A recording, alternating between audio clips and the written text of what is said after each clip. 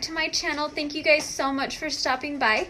In today's video, I'm going to share with you a DIY table redesign. My mother-in-law gave me her old table for free, and so I wanted to update it to match the style of my home. Her home is farmhouse.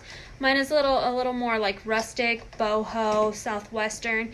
And so, yeah, I'm going to take you along in this process. I think the entire table renovation with the chairs, I got all new chairs, so it ended up being about maybe $100. But I will let you guys know all the sources and everything, and thank you so much for being here. Cam, are you helping Dad put it together? Help Cam tighten those. Cash, you're going to help too? Yeah, tell me about it. Well, it's probably tight. Are they easy to install? So you just pop off those things? Pop it off.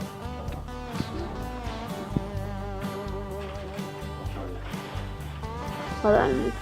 Okay. Yeah. I did it. Good job, I see? just can't do it that far. Wow, good. Thanks for doing it for me, though. Then what else can I do? Oh, I got all 4 chairs I got to tighten up. You can start picking up the trash if you want. No, that's too hard for you?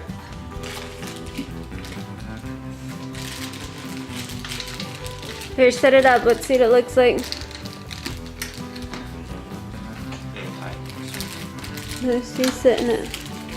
My husband got them all set up last night, and we put them around the table, and I love them. So now today, my goal is to paint the bottom half of the table black, and then restain the top so it's a little bit darker to match my cabinets. And then I'm also going to stain the legs on the chairs to match the top. So I'm hoping I will get that done today or this weekend. It is Saturday, so that's my plan. But yeah, I'm way excited to see what the end result looks like.